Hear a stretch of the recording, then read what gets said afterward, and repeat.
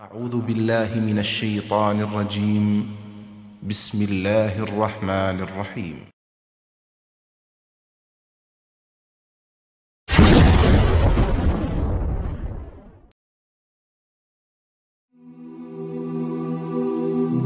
মৃত্যু এমন এক বাস্তবতা যার থেকে কেউ পলায়ন করতে পারবে না। প্রত্যেকটি প্রাণীকেই মৃত্যুর স্বাদ আস্বাদন করতে হবে। আল্লাহ তাআলা পবিত্র কালামে মাজিদে ইরশাদ করেন, কুল্লু নাফসিন যায়িকাতুল মাউত, প্রতিটি প্রাণী ওই মৃত্যুর স্বাদ আস্বাদন করবে। কুল ইন্নাল মাউতাল্লাযী তাফিররুনা মিনহু ফাইন্নাহু মুলাকীকুম, হে নবী আপনি বলে দিন, মৃত্যু যার থেকে তোমরা পলায়ন করছো সে অবশ্যই তোমাদের সাথে সাক্ষাৎ করবে। আইনামা তাকুনু ইউদরিকুমুল মাউত ওয়ালাউ কুনতুম ফি বুরুজিম মুশাইয়াদাহ, তোমরা যেখানেই থাকো না কেন মৃত্যু তোমাদেরকে পাকড়াও করবেই, যদিও তোমরা সুদৃঢ় দুর্গে অবস্থান করো। লিকুল্লি উম্মাতিন আজাল ইযা জাআ আজালুহুম ফালা ইস্তাখিরুনা সাআতান ওয়ালা ইস্তাকদিমুন, প্রত্যেকটি জাতিরই মৃত্যুর জন্য একটি নির্ধারিত সময় রয়েছে। যখন সেই নির্ধারিত সময় চলে আসে তখন তার থেকে এক মুহূর্ত আগ পিছ করা হয় না। এই ক্ষণস্থায়ী পৃথিবী যাকে নিয়ে তোমরা স্বপ্ন দেখছো, এই স্বপ্নের পৃথিবীও একদিন ধ্বংস হয়ে যাবে।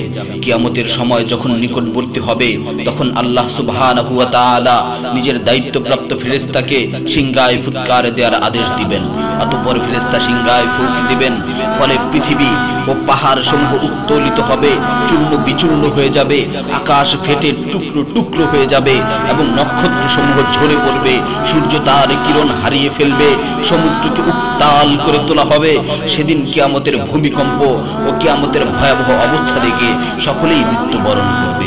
আল্লাহ তাআলা বলছেন, ইয়া আইয়ুহান নাসু ইত্তাকু রাব্বাকুম ইন্না যালযালাতাস সাআতি শাইউন আযীম ইয়াওমা তারাউনাহা তাযহালু কুল্লু মুরদিআতিন আম্মা রাদাআত ওয়া তাদাউ কুল্লু যাতি হামলিন হামলাহা ওয়া তারান নাসা সুকারা ওয়া মা হুম বিসুকারা ওয়ালাকিন্না আযাবাল্লাহি শাদীদ। হে মানুষ, তোমরা তোমাদের প্রতিপালককে ভয় করো, নিশ্চয়ই কিয়ামতের প্রকম্পন এক ভয়ঙ্কর ব্যাপার। সেদিন তোমরা দেখবে প্রত্যেক স্তন্যদানকারিণী আপন দুগ্ধপোষ্য শিশুকে ভুলে যাবে এবং প্রত্যেক গর্ভধারিণী তার গর্ভপাত করে ফেলবে।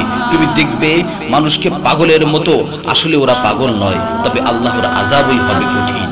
فإذا نفخ في الصور نفخة واحدة وحملت الأرض والجبال فدكتا دكة واحدة, অতঃপর যখন সিংহায় ফুঁক দেয়া হবে একটি মাত্র ফুঁক, আর জমিন ও পর্বতমালাকে উত্তোলিত করা হবে এবং মাত্র একটি আঘাতে এগুলো চূর্ণ বিচূর্ণ হয়ে যাবে।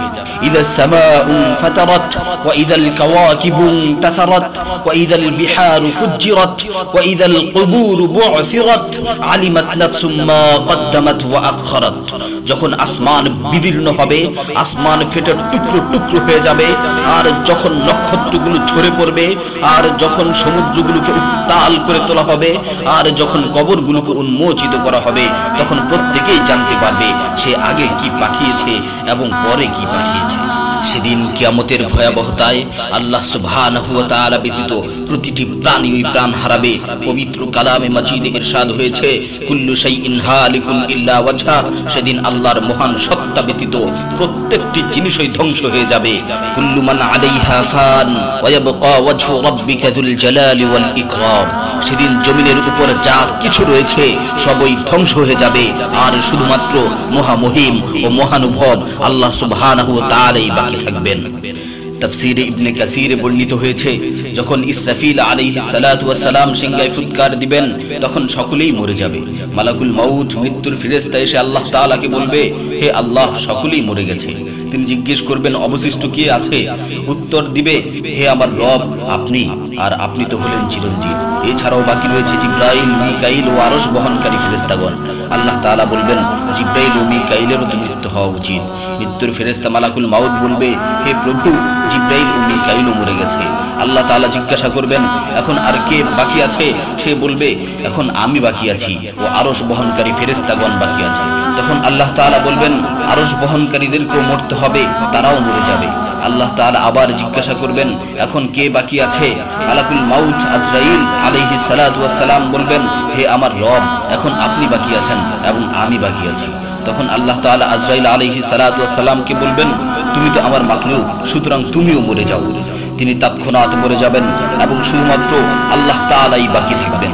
অতঃপর আল্লাহ সুবহানাহু ওয়া তাআলা জমিনকে ভাঁজ করে ফেলবেন এবং তিনি 3 বার বলবেন, আনাল জব্বার, আনাল জব্বার, আনাল জব্বার, আমি প্রতাপশালী, আমি প্রতাপশালী, আমি প্রতাপশালী। অতঃপর তিনি 3 বার জিজ্ঞাসা করবেন, লিমানিল মুলকুল ইয়াউম, লিমানিল মুলকুল ইয়াউম, লিমানিল মুলকুল ইয়াউম, আজকের রাজত্ব কার, আজকের সার্বভৌমত্ব কার, আজকের আধিপত্য কার? জবাব দেওয়ার মতো কেউই থাকবে না।